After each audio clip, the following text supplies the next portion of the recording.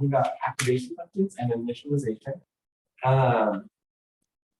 To start off, we have labs 3, 3, and 4 are due Saturday. Well, lab 4 is due Saturday. Lab 3 was due yesterday. But we haven't talked about initialization yet. You guys like need to extend that deadline to this coming Saturday. So okay, cool. We'll do that. Great. And then I think I saw a question on Slack about whether you can resubmit a lab. Yeah. Well, so yeah, any resubmissions up till the due date will just replace the previous submission. So if you realize you made a mistake and you want to re-upload, that's totally fine. Yeah. Okay. Any questions before we get started? Yeah. When is lab 2 going to get graded? The goal is to get labs graded within about 2 weeks. Yeah, I'm actually not sure where we stand on lab 2, and I don't think any of our teams like us. But you don't see labs graded within like 3 weeks, you can come back. Okay. Any other questions before we get started? Yeah. Are there any written lab instructions? The lab notes. I guess what do you mean by that? Like, is there an alternative to having to watch the video? So the videos only apply to the first 3 labs, and after that you'll be on your own. So yeah, that answers the question. All right, so last time we talked, and the time before that, we talked about convolutions. We saw these interesting visualizations about about the features that the neural networks learn at the earliest, middle, and later layers of the network. So just take a couple of minutes and talk to the person next to you and try to answer these 2 questions. What is a convolution? What do we use them for? And then how is a convolutional network different from a fully connected? Go. Solution intended to relate spatial information with some series of ways to provide a feature-rich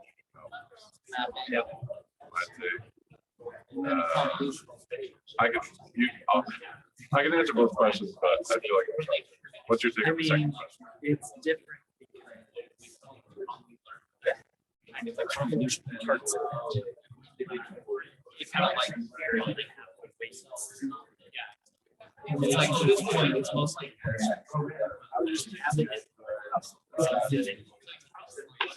each thing is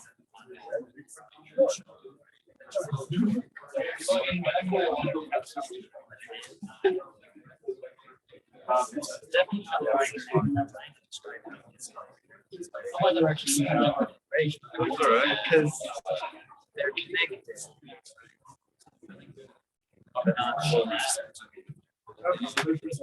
My take is maybe you're saying the same thing. Is people like they can learn every input is connected to every output. With convolutions, you have very selective rate associations. So some left express rates. Not everything. Oh, really?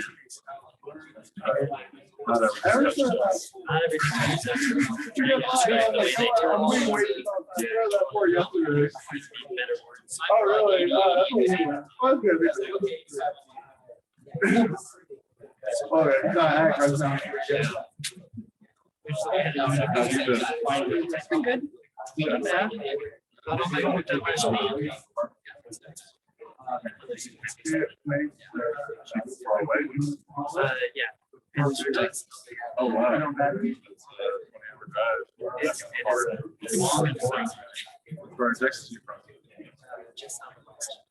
No way. I've heard of San Antonio. Right. Like, Yeah, basically. More and slightly more. And then you also have Just 45 minutes.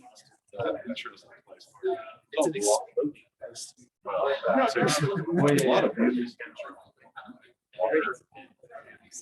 all right. So hopefully that was enough time to talk. So what is a convolution? Yeah. Sliding dot product. That is what it is. Yeah. Mathematically, for sure. And then what do we use it for?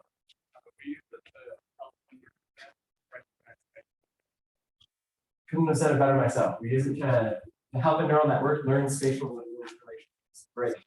And we'll also add in cross-channel relationships as well, but that's not necessarily unique to convolutions because the fully connected network can do those as well. Whereas the explicit bias that we're encoding by using convolutions is with respect to spatial relations. Yeah, and then how is a convolutional network different from a fully connected one?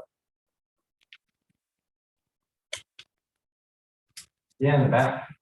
Yeah, so the fully connected is the feature there that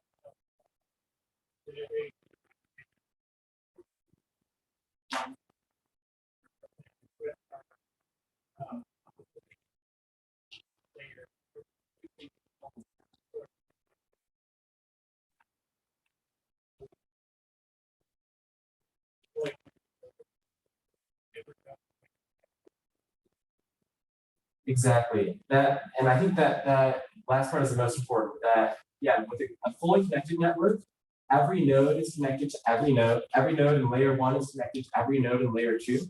Whereas for a convolutional network, you only each node in layer 2 only connects to, for example, for a 3x3 convolution, only connect, and we'll assume one channel.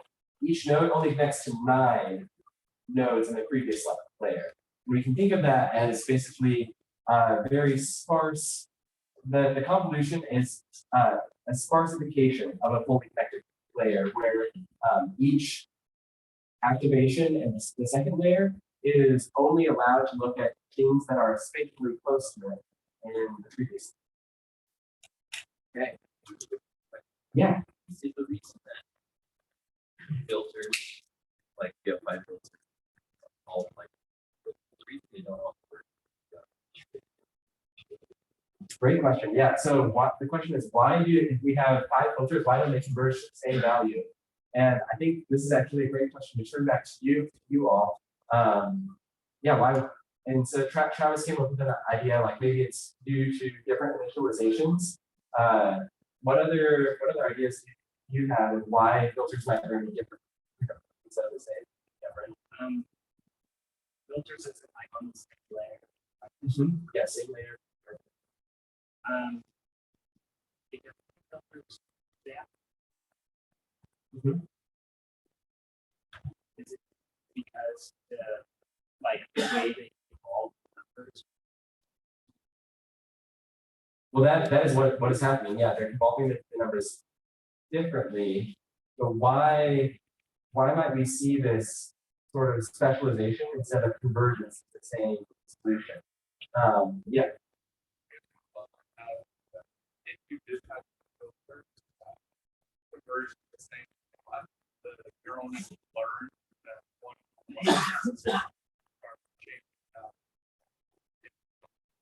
That I think is the correct answer. So, what was your name?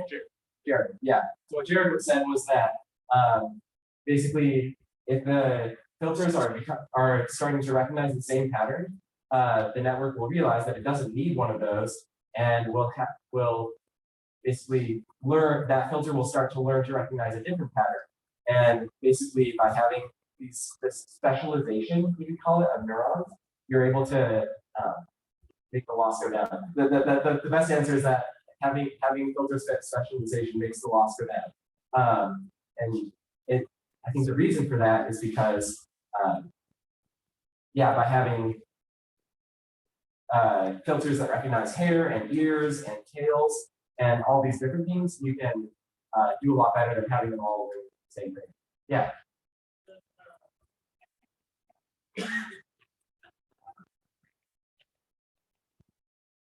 Yeah, no extra math. That's just kind of naturally what happens with breaking the set. There are things that you can do called weight tying, where you force the weights to be the same in different filters. But usually that's in cases other than what we're looking at right good question. Okay, so today we're looking at activation functions. We have seen a couple already, but we're going to look at them more in depth and look at some properties of different activation functions. Then we're going to look at weight initialization, and I don't think we'll get to batch norm today, but let's dive right into it. So as a reminder from our mathematical model of a neuron, the activation function is applied right after the cell body, which performs a weighted combination of all of the inputs. And I think my best intuition for what an activation function is a window function that basically blocks certain information and allows other information to pass through. It doesn't have to be that, but that's, I think, some good intuition for what a lot of the activation functions that we will see do. So as a reminder, we're going to have a 3-layer fully connected network. And in between each layer, we have this G or H, which is some nonlinear function, which we call an activation. We see that in this computation graph in these green G and H nodes. Okay, so these are a couple of examples. So we have the sigmoid function, the tan function, the ReLU function, the leaky ReLU, the max out, and the LU. So I want you to take a look at these activation functions and see what you notice about them. These might seem kind of random at first, but what properties do you notice these different activation functions have?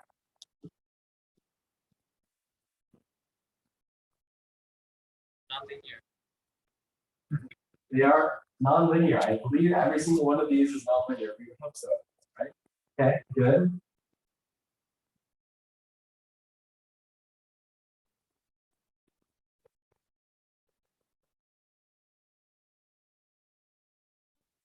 Yeah.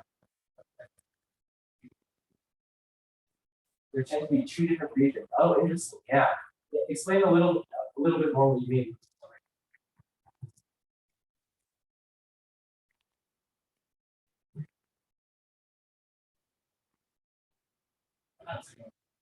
More, nice.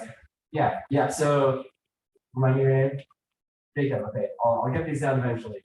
That should be an easy one though. So, yeah, Jacob pointed out that we have certain regions in which sigmoid does different things. So, in the very negative region, the sigmoid function is 0. Positive region, sigmoid function is 1, and then in between about -5 and 5, it takes more interesting values. Yeah. What do you notice about the derivatives of these functions? If you can do some calculus in your head, what would the properties of the derivatives of these functions be? Yeah.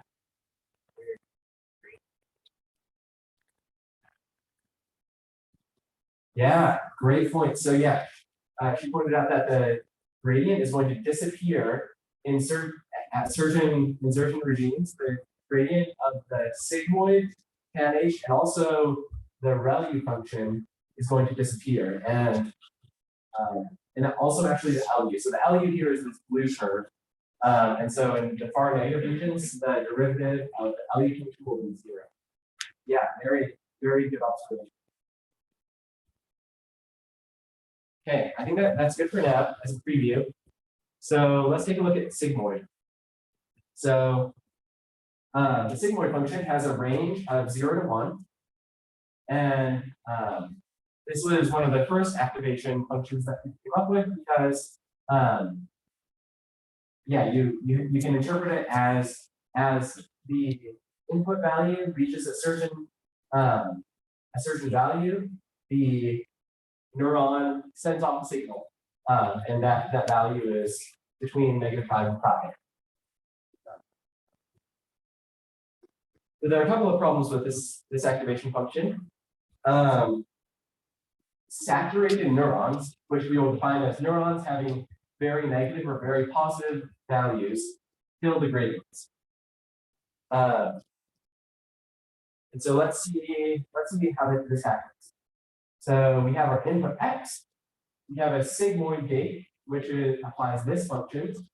We're going to take the derivative of the loss, which is the output of the sigmoid with respect to the input x. And so when we do that, we get this. Sigmoid of x times 1 minus sigmoid of x. And then the slides again do this weird thing where we are saying loss is equal to sigmoid, but then we're taking ignore this part of it because that's just form. So we're just really taking the derivative of the sigmoid with respect to x. So then what happens when x equals -10?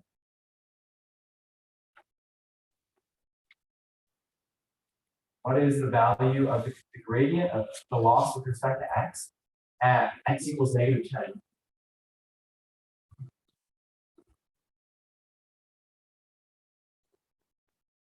Essentially 0. It is 0, right? Because we have sigmoid of -10, which is e to the -10, which is basically 0. So 1 divided by 1 is 1 times 1 minus sigmoid of x. Sigmoid of x is 1, so 1 minus 1 is 1 times 0 is 0.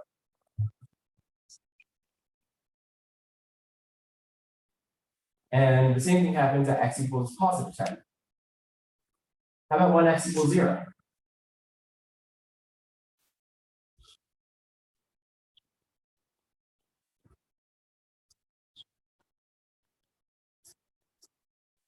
It's going to be 1/4. So in a very narrow regime between about -5 and 5, that derivative does take on meaningful values. But once your inputs reach a certain range, the derivative becomes 0. And if you remember with the chain rule of derivatives, we're going to have a chain of derivatives, and having a 0 derivative basically kills the gradient for all of the preceding neurons. Which means that those neurons at that point stop learning. Because if your gradient is 0, then your weight updates don't change your weights at all. Yeah.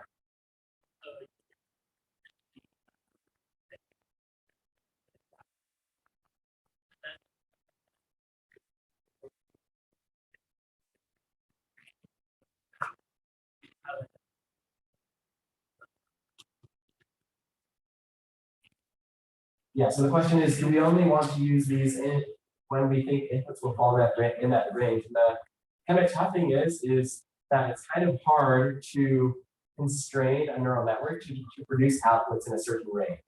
And so the better thing to do is just not to do the signal. Because, yeah, we want to use more flexible loss functions. Okay, another problem. So sigmoid outputs are not zero-centered. So when we are in that helpful range, we're going to be getting values in about the 0.5 region, which means that when we stack many sigmoid layers on top of each other, then the gradients will always be positive, and basically the numbers get larger and larger and larger and larger.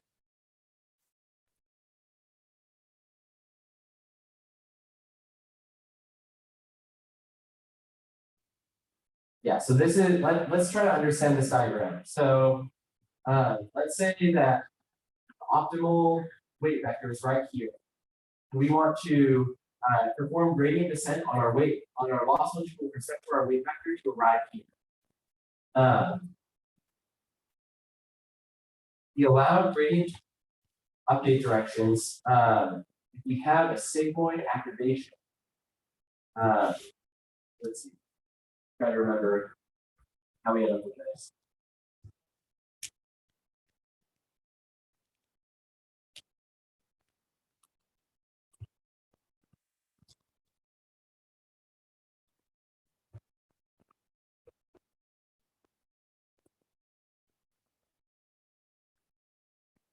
So I believe the two axes here, I'm sorry, these are not my slides, so I don't always know what the intention was, but I believe what these axes are supposed to represent are W1 and W2. And if we have, supposing that both W1 and W2 are negative, then no, I don't want to tell you something wrong, so I'm just going to skip over this slide for now. Yeah, we're going to go with that. Yeah.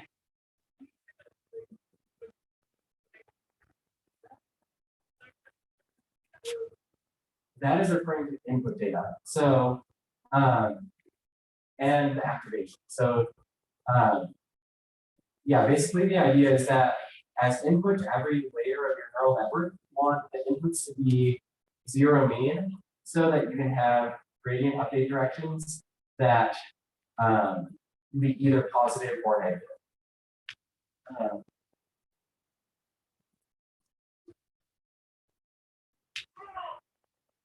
And then the last problem with the exponential function is that with the sigmoid function is that exponential function can be expensive.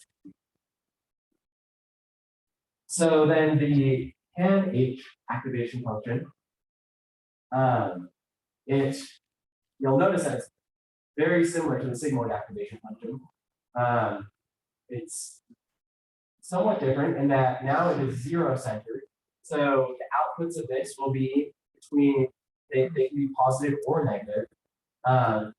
It still has this gradient saturation problem where the neural network stops learning when it starts producing values in extreme ranges. But the tan tends to work better than the sigmoid function because it is zero-centered. And yeah, just to kind of go back to the zero-centered idea. So basically, if you have a sigmoid function and it always produces positive output, that means if you have let's go back to the sigmoid function. If you start with your inputs are zero-centered, you will have values ranging from -5, or let's say -1 to 1 to be simple, which will map to values from about 0.25 to 0.75. And if you pass those through the sigmoid function again, where will the outputs of those fall? They'll probably fall, if we look at the range of 0.25 to 0.75, they're going to fall probably between like 0.6 and 0.7. And then when you pass those again recursively into the sigmoid function, they will fall probably between 0.7 and 0.8. And so basically, if the sigmoid function, because it's not zero-centered, pushes your activations in the positive direction, which pushes them into the range of saturation.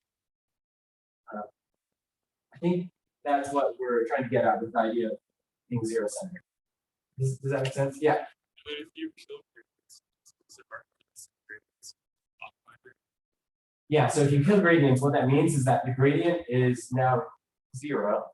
And so when we apply our gradient descent update rule, which is weight t plus 1 equals weight t plus learning rate times gradient, the learning rate times gradient part will be 0. And so no change will be applied to your weights. And you'll just keep on basically being stuck in an area where you don't have any gradients and you can't learn. Yeah. In addition to that, wouldn't it mean like that section of the network was having no output, no change or whatever the output is? Like you put any into that part and it would change your calculation. I'm not going to say any input, but if your input is the training data, the gradient will not be any different, and so you're going to be stuck. Yeah, with no gradient update on your. Okay, so we improved on the sigmoid by using the tan H function, which is zero-centered and doesn't have that problem of pushing our values into the positive saturated range. But let's take a look at ReLU. So this is a very simple function, which is almost linear. except at that one point at x equals 0. So let's look at our properties here. It does not saturate in the positive region. It does saturate in the negative region. It is super computationally efficient to compute because it is the max of 0 or x. And then in practice, we find that it converges extremely fast. On the other hand, it does not produce zero-centered output. But I personally don't think that that's a huge problem, as much as it is in sigmoid. Can you think why not producing zero-centered output might be actually okay for a value? Yeah. Exactly. There's no saturation of positive value. Yeah. That's my thought. That's just kind of an off the cuff. I think that's why it's not a huge deal. However, values still are not perfect. So what is the gradient when x is less than 0? It's 0. So we do have a saturation problem less than 0. We'll just run through this quick. Your derivative when x equals -10 is 0. And when x equals +10, derivative is 1. And when x equals 0, the derivative, well, we can think the derivative coming from either side, which will be 0 or 1.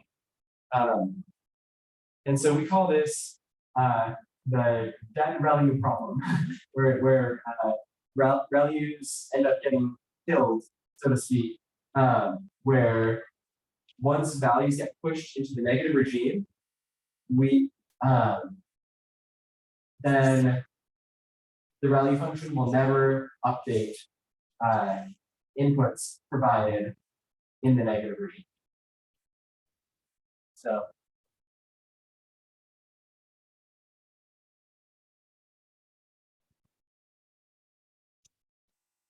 yeah, and for that reason, people like to initialize the inputs to values to provide inputs that are slightly greater than 0. So you don't start out with that dead value problem right away. Yeah. Is this why leaky value has a slight slope? This is exactly why leaky value has a slight slope for negatives. Great question. So yeah, so people notice this problem of dying values and introduce this parameter that instead of zeroing out the input in the negative range, it converts it to slightly to a constant times x. And it's still a nonlinear function, but you don't have this saturation. Then there's a variation of this called the parametric rectifier, where we learn that slope of the negative part of the value function, and we actually allow that to be controlled by a parameter that we can tweak through that property. Yeah. Why did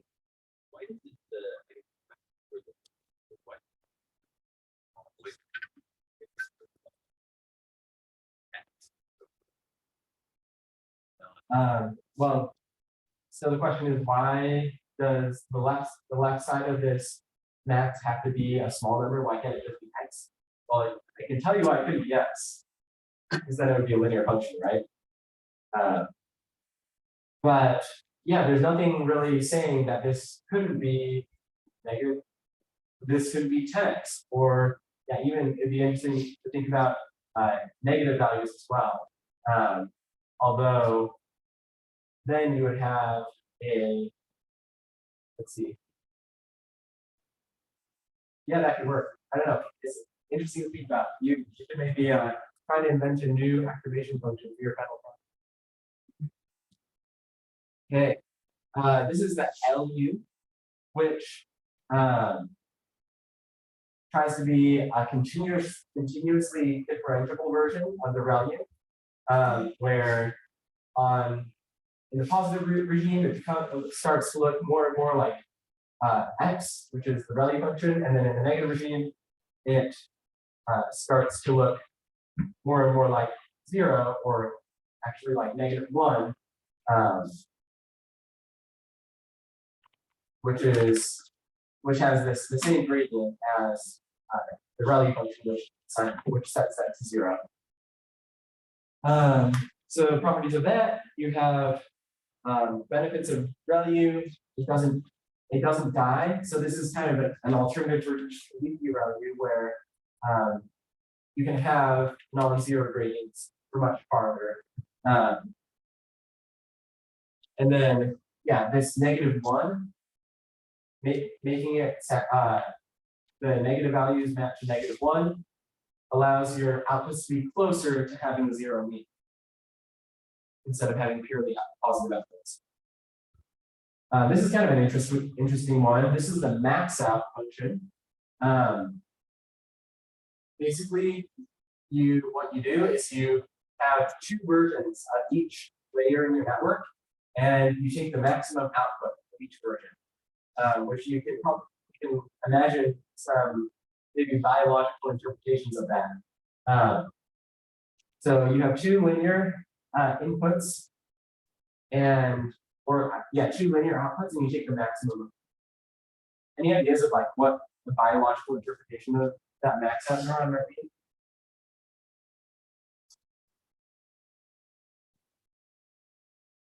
Yeah, Josh.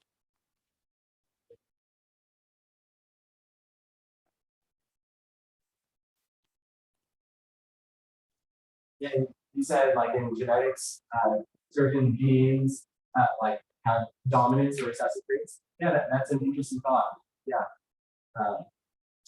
Yeah. Dopamine overload.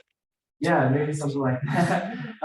Yeah, so where it could be like maybe 2 competing neurons, and whichever one uses a stronger signal, we go with that. Yeah.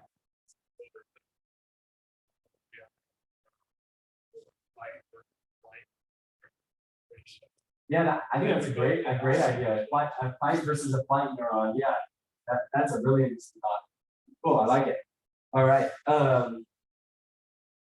Okay, yeah. So then, what you guys really care about? Which of these should be used? So most commonly used activation function is ReLU. It has some downsides, but its simplicity and the fact that it tends to do really well in general means that people just kind of use it as default. Leaky ReLU and LU are also good. Max out, I honestly, the slide says use max out, but I haven't seen it used really. The problem with max out is that it requires double the amount of parameters per layer. So significant extra, double the computation. So I would say use ReLU, try out leaky ReLU and LU, try out 10H, don't use signaling. Yeah, Dave. You mentioned that in the beginning of this class that there were several sort of AI winters, and you talked about how in '85 there was a really big paper that introduced multi-layer perceptron. Again, with GPUs, they came back. Any idea on what the timeline is on these activation functions coming into use? So the question is about when in the AI timeline did these activations come to use? I think most of them in like the 2010s. So I think sigmoid was used pretty much up until 2010. I think ReLU was since then. Yeah. Here.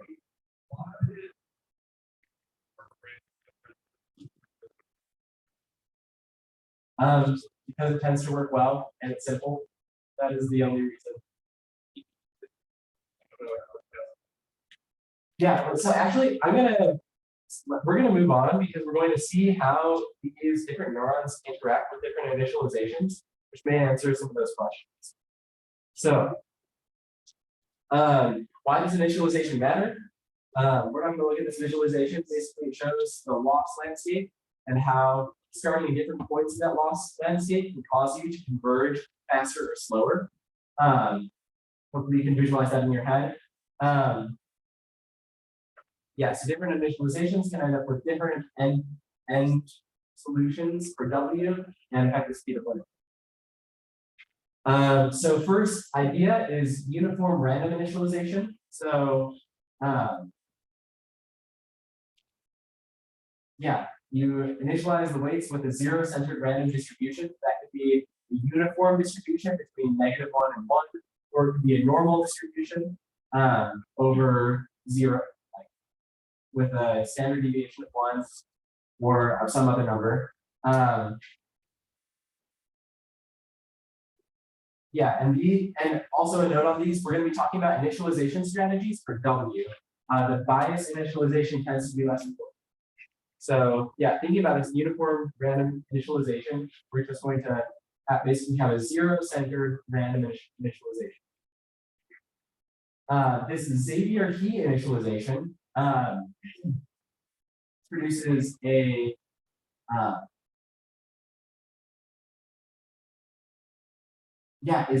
is designed to produce a zero-centered output for your neural network. And certain research papers have shown that actually the variance of the outputs of each layer of your neural network is dependent on the number of input or output connections. And because of that, you need to have, if you want to have outputs of your, if you want to have activations that are zero, that have mean 0 and variance of 1, then you need to have some sort of normalization for the number of inputs or outputs. And so the first variant of this is called Xavier initialization, which initializes your weight matrix to have variance 1 over n. And the second version is called key initialization and initializes your weight matrix to have variance 2 over n. That's the only difference between the two. And they are used in slightly different cases. You'll see this. The last initialization strategy we're going to talk about is called orthogonal initializations. It creates a matrix whose columns and rows are orthonormal to each other, meaning that they are at right angles to each other, basically allowing them to learn independent features from each other. A couple of benefits from this. It preserves the norm of your outputs. So again, same objective as Xavier and Key, where you're trying to prevent you're trying to prevent your network from continually growing the value or shrinking the value of your inputs. And then also this idea of specialization of neurons due to the orthonormality of it. So looking at this random initialization, we're going to start by initializing our weight matrix with random values with mean 0 and variance 0.01.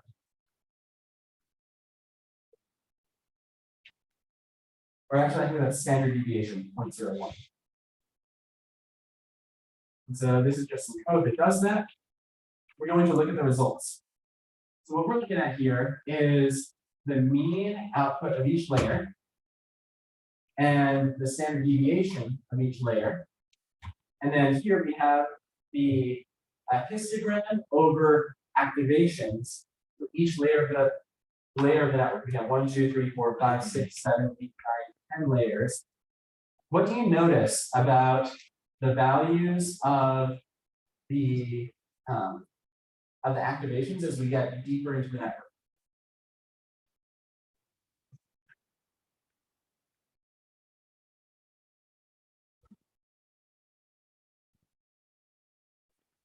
Yeah. The variance is decreasing, right? Yes, a lot. Why might that be a problem? Yeah.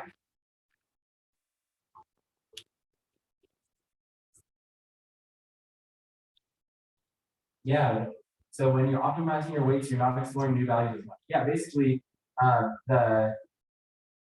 your loss will differ because if you have very small variance for each of your layers, your loss will not change very much if you change your inputs, which results in very weak gradient signal. Yeah, so basically this kind of initialization pushes all of your activations to 0 and makes it very hard to learn. Okay, now we're going to initialize with variance of 1 or standard deviation of 1. Now, what do we notice here about the, and this is again, this is an untrained neural network. So what are we noticing about the value of the mean and the standard deviation as we go farther and farther through the network?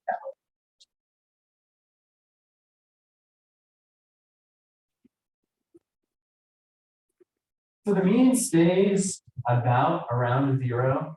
The standard deviation stays about 0.003. So still not a good standard deviation. The real problem is down here. You'll notice that, again, this is a histogram over activation values. And this is showing that basically all of our activations get pushed to very low numbers or very high numbers. And so actually, let's just check out what activation are we using. We're using tan H. So if we're using the tan H activation function, why might this kind of initialization result in all of our activations being pushed to very negative or very positive?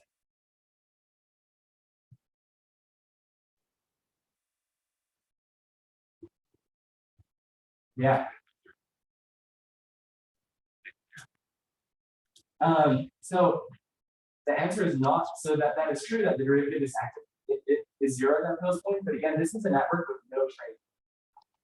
This has to. I'll tell you the answer. This has to do with kind of the idea of like passing values recursively into the same function. So with tan H, if we produce positive values and then pass them back into the tan H function, it will become more and more positive.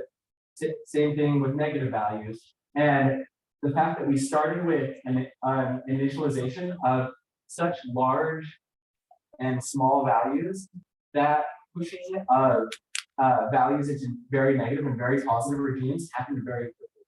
Whereas we didn't see that happen with an initialization of small values. So now we're going to switch to the Xavier initialization. And what do you notice about our activation values with this kind of initialization?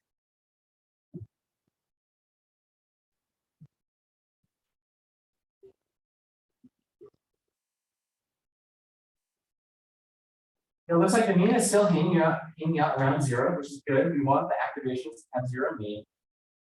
The standard deviation is decreasing, but not that badly.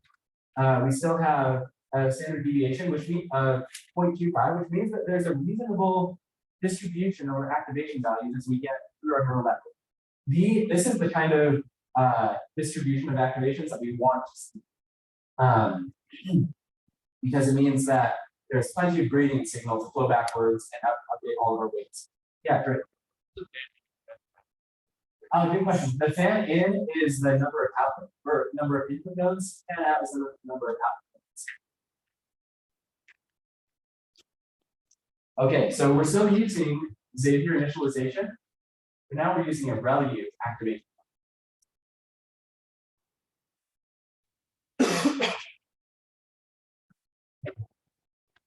What's happening? Any thoughts? Looks like our neurons are dying. That's what this says. This goes from 0 to 30. And you're noticing that you may notice that there's a huge bucket at 0, which means that we have a lot of numbers in the negative regime, which are getting pushed to 0 by our neural network. And as you go deeper and deeper through the network, there are more and more activations that are pushed to the negative regime. So you have very little signal left. Hang on, let me get to the end.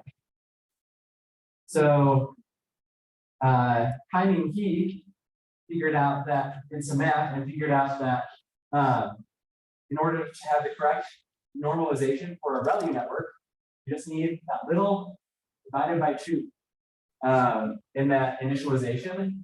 And you still see there are still dying neurons, but you see that they don't die as much as the network goes on. And by the end, we still have plenty of neurons that are alive to propagate, to back propagate that loss signal. So hopefully that helps for, again, yeah, proper initialization and activation functions are active areas of research. You could take a look at those for your final project that interests you. But hopefully that's helpful as you maybe take another look at lab 3 and getting that to work. So yeah, with that, we will